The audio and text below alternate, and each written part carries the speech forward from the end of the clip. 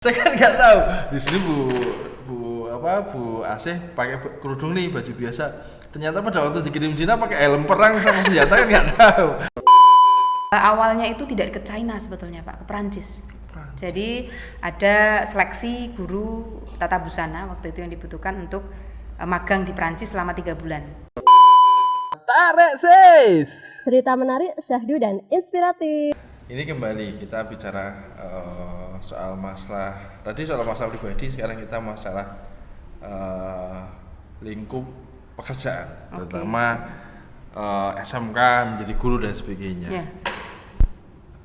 Perjalanan menjadi seorang guru apalagi tata busana di area Batang, di SMK 1 Warangsem itu kan sangat perjuangannya sangat harus berat ya Bu ya. Yeah. Terutama jurusan tata busana. Jadi memang ya walaupun memang jurusan tata busana di Batang itu sangat minim, paling SMK Warangsem dan hanya PGRI. Itu tapi kan ya kembali lagi saya bilang tadi soal masalah pandangan masyarakat Batang yang mungkin bahasanya ada yang kolot paling jetok gitu, sekolah lulus jadi jahit. Itu kan sangat sulit. Nah, jenengan itu kan orang yang suka berinovasi nih. Iya. Nah, apa sih yang jenengan lakukan dalam model pembelajaran TB saat ini, Bu? Karena sudah mulai perubahan zaman, medsos banyak, terus bisa dikatakan sekarang semua pakainya model teknologi 4.0, 4.0, industri 4.0 yang semuanya pakai alat, bahkan kemudian pakai robot. Itu kan pastinya akan berubah ya. Iya. Pola pikirnya orang itu seperti apa jenengan sebagai guru untuk bisa membuat sebuah pengajaran yang modern. Baik, ini semua guru itu kan punya pandang beda-beda ya, punya cara pandang beda-beda. Tetapi mau tidak mau kita harus mengikuti perkembangan teknologi, mau tidak mau. Ya, jadi setiap perubahan misalnya seperti ini, satu teknologi kita sudah kuasai, tapi nanti hari berikutnya pasti ada teknologi baru, gitu loh. Dan mau tidak mau, suka tidak suka, kita harus mengikuti perubahan-perubahan itu. Karena kalau kita nggak ngikuti, ketinggalan Pak. Ketinggalan. Makanya anak-anak selalu saya sarankan, oke lah, kalian semua pakai Android. Gunakan Android itu semaksimal mungkin untuk mencari hal-hal dalam tanda kutip hal-hal yang baru, terutama untuk fashion. Entah itu dari modelnya, entah itu dari tekniknya, entah itu dari segi pemasarannya mungkin. Dan yang paling penting sekarang ya Pak ya, cara kasarnya ya gitu. Kita bisa kok memproduksi barang, tapi kalau kita nggak bisa mengeluarkan, kita nggak bisa menjual, nonsen, itu barang nggak diterima. Nah, itu poin penting dalam sebuah pembelajaran. Tidak hanya pembelajaran ya, saat kita membuat produk di sebuah perusahaan pun gampang. Oh, kita mau bikin celana. Oke, kita bikin celana banyak misalnya. Tapi kalau kita nggak bisa masarkan, jadi barang sampah akhirnya. Oh iya. Dan sekarang memang mau tidak mau secara bisnis digital marketing pun anak-anak harus kuasai. Karena itu faktor faktor yang terpenting menurut saya untuk melatih anak-anak untuk berwirausaha dari hal-hal yang sederhana, terutama dalam pembelajaran itu. Nah, potensi di SMK itu kan sangat besar, Bu. Betul. Punya tenaga yang sangat banyak, punya tenaga potensial yang sangat banyak, punya murid-murid yang ke depan pasti akan menjadi tenaga potensial baru.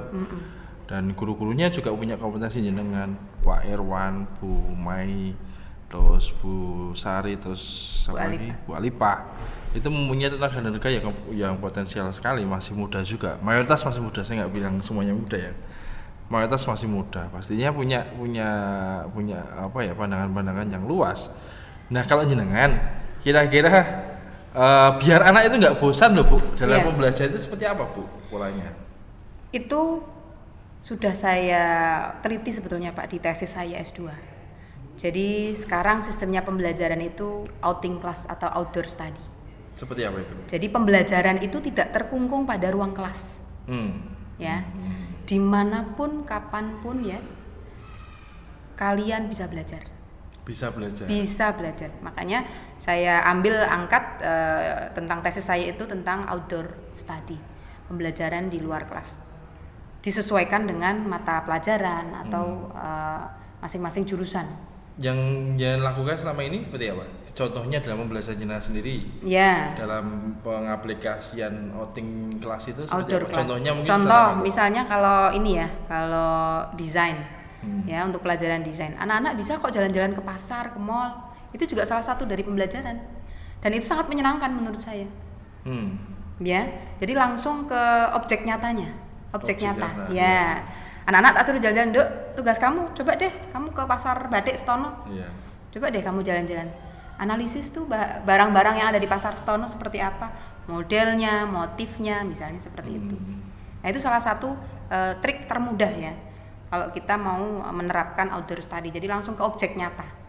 Contoh lagi yang kemarin kita sempat di tim SPW SMK Negeri 1 Warangasem untuk kita ajak anak-anak keluar. Kita ajak anak-anak keluar ke Forest Kopi ya waktu itu kan. Kita perlihatkan nih loh nak, seperti ini loh. Kita cerita dengan sang pemiliknya untuk belajar bagaimana dia mulai awal bisnis dan lain sebagainya. Itu juga merupakan outdoor study. Ya. Jadi itu pembelajaran tapi di luar kelas. Dan yang diterapkan di luar negeri pun kebanyakan seperti itu. Outdoor study atau outing class. Dimanapun, kapanpun kalian bisa belajar. Ya. Nah, dia bicarain tadi soal masalah bahwa bisnis itu yang paling sulit sekarang ini adalah pemasaran. Ya. Karena persaingan yang sangat tinggi. Pola-pola ataupun mungkin sekarang pola jualannya itu berbeda-beda karena sekarang itu nggak harus ngedok lawang mau beli ini Pak, saya menawarkan adanya produk A, B, C dan D. Sekarang hanya via medsos sekali klik semuanya akan melihat. Betul. Nah, strategi apa yang jenengan lakukan ke depan untuk bisa menjual produk-produk jenengan? Ini kan produknya bagus-bagus di belakang. Jadi belakang ini adalah produk tata busana. Ini kalau bisa dilihat ini produknya bagus-bagus. Mungkin kembali lagi bahwa marketing. Nah, untuk ke depan strategi jenengan sebagai marketingnya TB seperti apa? Yang pertama yang pastinya kita harus gencarkan adalah sosial media Pak. Ya, lewat sosial media mungkin Instagram, TikTok, Facebook dan lain-lain. Kita mulai gencarkan itu. Kebetulan kan saya juga sebagai Wakahumas ya di SMK ini, salah satu poin yang terpenting yaitu tadi sosial media, mungkin dari webnya, masing-masing jurusan juga punya Instagram, akhirnya biar ayo kenalkan jurusan masing-masing, dikenalkan karena orang lihat sekarang hanya lewat sosial media. Nggak perlu orang kesini, nggak perlu. Tapi lewat sosial media, oh SMK Warangasem toh, kayak gitu. Jadi banyaklah di publik. Jadi gini, kemarin alhamdulillah waktu pas corona itu Pak ya. Jadi kita ada kegiatan di Solo. Kemudian kami bertemu dengan Pak Wikan. Ya, siapa beliau itu, Wikan? Pak Wikan itu Dirjen Vokasinya SMK. Kementerian Pendidikan Republik Indonesia. Alhamdulillah beliau bersedia untuk menjadi endorse dari hasil-hasil produk tata busana SMK se-Jawa Tengah, dan itu salah satu Pak pengangkat ya, mengangkat nama sekolah kita. Support ya. Iya, mensupport juga sekolah kita. Oh, ternyata baju-baju anak tata busana bisa dipakai oleh beliau. Itu salah satu hal yang luar biasa. Bentuk apresiasi. Iya, bentuk apresiasi. Nanti bisa dimunculkan ya foto-foto Pak Wikan menggunakan hasil dari produk anak-anak tata busana. Nah, saya pernah dengar Ibu jenengan itu pernah ke China. Dikirim ke Cina. Oh iya. Dikirim ke Cina.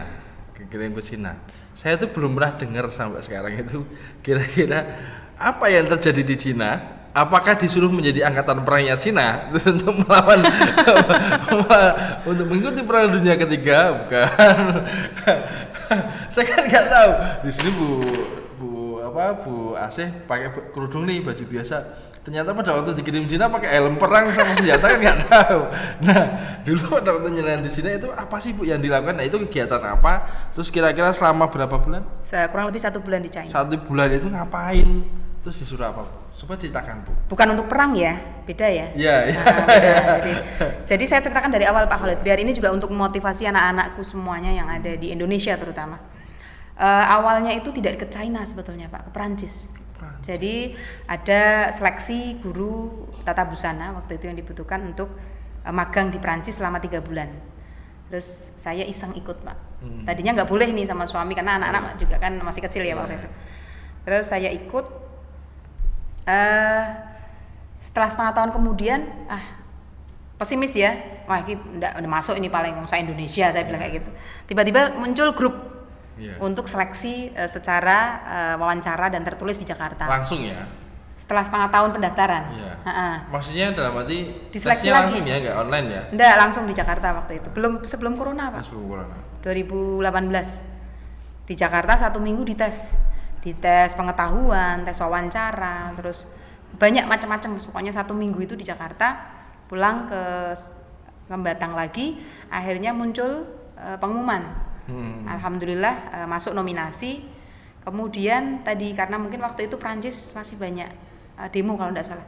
Akhirnya diubah menjadi China. Di China saya berangkat itu Februari kalau tidak salah. Februari awal, Februari akhir sampai Maret akhir. Oh iya. Ya. Di China selama 1 bulan kami itu berkunjung ke berbagai macam perusahaan, Pak, di sana. Perusahaan terbesar nomor 3 di China. Nomor besar kelima di dunia kalau tidak salah. Itu produknya punya HLA. Itu bagus banget, Pak. Dari mulai dari nol ya, nol dari benang ya, dari pembuatan benang sampai pada hasil jadi. Jadi kalau di perusahaan sana tren 1 tahun ke depan tuh barang sudah jadi produknya. Jadi sudah bisa memprediksi, sudah bisa menganalisa bahwa tahun besok tuh yang tren ini gitu loh. Barang sudah ready, tapi tetap disimpan di gudang, tidak dipasarkan. Nanti akan dimunculkan 1 tahun kemudian. Jadi seperti itu. Kemudian saya juga berkunjung ke University of Arsitektur Teknologi di Jiangsu. Jadi kita di sana belajar bagaimana anak-anak vokasi ya, atau kejuruan. Tadi pabriknya di Jiangsu juga? Di Wuxi. Oh, Wuxi. Iya, kalau tidak salah di Wuxi. Kalau sekarang di Jiangsu. Di Jiangsu universitasnya. Terus? Jadi kita tidak hanya berkunjung ke perusahaan, tapi juga berkunjung ke berbagai macam sekolah vokasi ya. Sekolah vokasi. Kalau di sana itu Pak, anak-anaknya luar biasa disiplinnya. Ya, disiplin pasti itu. Contohnya? Di sana itu sudah disediakan mes ya. Ya, mes untuk para mahasiswanya. Jadi ada grade-grade-nya, Pak. Jadi grade A, grade B, grade C seperti itu. Kemudian kalau di sana di vocational high school-nya di sana, itu yang mengajar itu tidak hanya guru murni tapi juga dari industri. 50% dari industri, 50% guru. Jadi langsung yang mengajar adalah langsung dari industri. Misal kalau kita kerjasama dengan perusahaan A ya, jadi yang ngajar ya dari perusahaan A. Jadi sudah ada kolaborasi antara perusahaan dan school-nya, baik universitasnya maupun vocational school-nya. Jadi itu pengalaman yang luar biasa, Pak Khalid. Tidak terbayangkan ya anak-anak ya, buasih orang desa wong bandar bisa sampai ke China, itu luar biasa. Itu nikmat Allah yang luar biasa. Jadi waktu saya naik pesawat aja, Pak, saya nggak bisa tidur, Pak, dikir terus saya, Pak. Subhanallah. Itu pertama kali jenengan naik pesawat? Sebelum saya ke China saya udah naik pesawat 1 kali dari Semarang ke Jakarta pakai Garuda waktu itu. Oh, iya. Untuk tes itu saya pakai pesawat. Memang saya sengaja nyoba naik pesawat. Walaupun mahal nggak apa-apa. Iya, saya nyoba. Itu perjalanan 6 jam, Pak. Di Cina? Dari Jakarta ke Malaysia, kemudian Malaysia ke China itu 6 jam. Jadi di pesawat itu ya dikir terus pokoknya. Sok grenggol-grenggol nggak? Iya pasti, pasti ya. Nah, pasti kan di Cina itu kan jenengan punya pengalaman-pengalaman yang luar biasa. Pengalaman yang paling menarik apa? Selama jenengan di Cina. Di China. Pengalaman yang mungkin jenengan tidak bisa terlupakan di Cina itu apa? Pengalaman lucu apa pengalaman? Yo, yang kira-kira lucu boleh, yang paling seneng lah pokoknya, yang paling jenengan teringat pengalaman menarik. Yang paling lucu itu ya tadi, karena di China itu kan kebanyakan orang tidak fasih berbahasa Inggris, ya. Akhirnya kita berkomunikasi juga susah. Pas kebetulan kan waktu itu kan kita juga berkunjung ke tempat wisata juga, ke museum apa itu saya lupa. Kita mau mencari toilet, Pak. Ya, kita nggak tahu nih toiletnya di mana karena ruangannya kan sangat besar sekali museumnya. Kita mau tanya juga orang nggak paham pakai bahasa Inggris kan. Akhirnya pakai bahasa Tarsan. Nah itu selalu saya ingat sama teman-teman. Wah, bahasa nggak pakai bahasa Tarsan. Contohnya Bu. Ya kayak gini. Asik, pokoknya asik. Teman-teman yang luar biasa. Nah kayak gitu ya. Tempat warung maksudnya di mana? Warung di mana? Iya. Dan kalau di sana kan kita juga untuk makan juga kita khusus ya untuk yang Muslim food ya. Jadi kita tamu negara. Jadi kita betul-betul dilayani dengan baik. Nah budaya pasti kan di Cina itu selain jenengan belajar coba masalah jualan terus pabrik itu kan pasti diperkenalkan untuk memahami budaya Bu. Apalagi betul. kan komunis ya. Iya. Maksudnya pahamnya komunis itu seperti apa sih Bu kalau budaya di Cina itu pada waktu itu? Yang jelas kalau di sana itu kebetulan yang di Jiangsu itu Pak, muslimnya juga banyak. Jadi waktu sholat Jumat ya ada masjidnya, ada moskwenya ada. Ada juga. Enggak boleh dia. Kan ada terbuka nggak boleh ya? Enggak boleh, tapi tetap ada moskwenya ada. Masjidnya ada. Seperti itu ya. Iya, ada Jumatannya ada. Mahasiswa dari Indonesia juga banyak kok yang kuliah di sana. Justru perlu anak-anak tahu kalau misalnya kita mampu ya, kita mau, anak-anak ada yang mau bersedia kuliah di sana, 10 anak, jadi dari pihak universitasnya sudah nawari Pak, 10 anak kuliah di sana beasiswa dengan syarat bahasa pastinya ya, bahasa, 1 guru juga akan diberangkatkan, jadi 10 siswa, 1 guru menemani. Duk, Wong 10 dong. Anak 10 iki mau loro tok. Anak 10 golek wong 8 meneh, lumayan lho tekan Cina. Yeah. Kalian itu kuliah, saya kan bisa kuliah di Cina lumayan. Iya, 1 guru juga ikut. Jadi mudah-mudahan bisalah ke sana. Ada anak-anak dari Sumatera kalau enggak salah, kalau dari Jawa Timur juga ada yang kuliah di sana. Itu tadi kan pengalaman lucu nih. Nah, pengalaman yang mengesankan mungkin bisa dikatakan pengalaman yang apa ya? Nggak enak gitu. Nggak enak ada sih ke Cina itu. Yang jelas waktu itu saya datang di sana itu setelah musim dingin Pak. Jadi pengalaman yang nggak enak ya karena cuaca Pak. Kita nggak cocok dengan cuaca dinginnya ya? itu. Iya. Sama Bandar dingin mana? Iya dingin sekali. Sama Dieng aja masih dingin sana. Padahal itu sudah 2 derajat Pak. Oh, 2 Kan habis musim dingin. 2 derajat itu masih dingin karena angin esnya kan masih kerasa. Saya udah pakai baju tuh 5 Pak. Pakai long john itu kan khusus untuk baju dalam untuk hangat ya. Pakai long john tambah celana tambah rok itu masih dingin. Nah, pastinya kan suruh persiapan tuh. Iya. Itu jenengan beli di Indonesia apa memang disediakan di Cina baju-baju seperti Di itu? Cina baju murah-murah. Jadi sebetulnya nggak usah bawa baju banyak, di Cina tuh murah-murah baju. Bisa bawa pulang? Nggak bisa, kalau banyak-banyak nggak bisa. Oh. Ada ini batasannya. Jadi jenengan beberapa beli di Cina. Nah, tak tinggal. Berapa? 2.000. Ya murah lah, 50.000.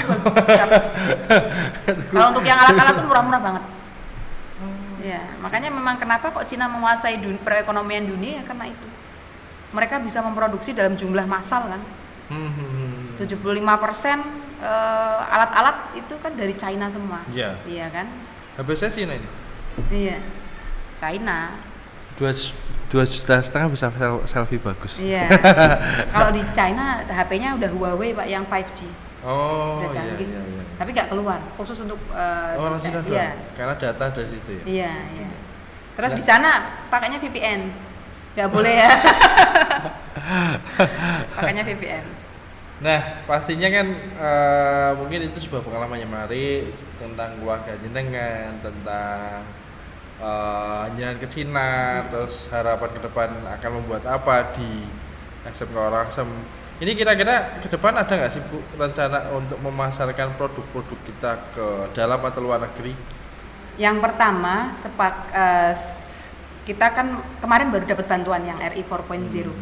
Yang jelas tujuan kita nanti untuk berikutnya adalah kita mau membuka kelas industri dengan perusahaan. Itu tujuan kita yang pertama. Ya. Entah itu dengan perusahaan mana, kita masih proses untuk mendekati perusahaan-perusahaan terkait dengan kerjasama kita dengan perusahaan. Yang pastinya Batang sekarang kan menjadi kawasan industri nasional. Nah itu salah satu poin penting buat kita bahwa kita harus menyiapkan sumber daya anak yang banyak, yang luar biasa. Kemudian persaingannya juga harus siap menyiapkan anak-anak untuk KITB itu. Ya. Kalau misalnya anak-anak nggak siap terus nanti banyak orang luar masuk ke Batang dong. Iya. Kita nanti kalah saing. Nah itu yang faktor utama kita itu. Menyiapkan anak-anak dan kita bekerja sama untuk menggandeng industri secara kuat. Untuk terakhir Bu, ini sudah waktunya ternyata sudah Oke. di warning sama tim. Oke, Nah, terima kasih. Untuk ke depan kira-kira ada sih nggak apa yang mungkin jenengan bisa sampaikan ke masyarakat umum di sana tentang pesan-pesan untuk masyarakat yang mungkin nonton podcast ini? Secara umum ya, masyarakat atau anak-anak? Iya, secara umum kan yang nonton kita nanti bisa siswa, guru ataupun orang tua. Baik, untuk yang menonton podcast ini, satu hal yang perlu kita garis bawahi bahwa kehidupan itu pasti akan berjalan terus Pak Khalid. Dan kita harus melalui itu dengan ikhlas, dengan baik, kerjakan yang ada di depan mata kita. Kemudian tunjukkan bahwa kita mampu. Kalau ada hal-hal yang mengganjal pasti itu lumrah dalam kehidupan. Tapi satu hal, kita harus terus memberikan yang terbaik buat semua. Itu Pak. Oke, terima kasih untuk Bu Asih.